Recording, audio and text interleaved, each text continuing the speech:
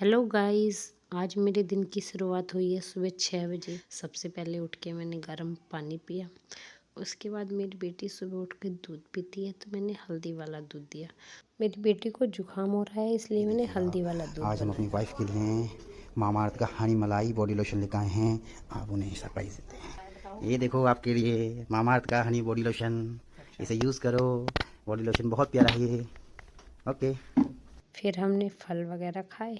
हाँ तो ऐसे ना, तो हाँ, क्या बनाते हैं? हम ऐसे करके, ऐसे हम ऐसे बनाते हैं। चल बनवा फिर जल्दी जल्दी।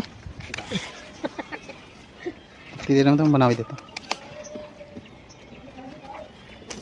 ये देखो बरगुले बनाते हुए इन दोनों को होली का इंतजाम करते हुए।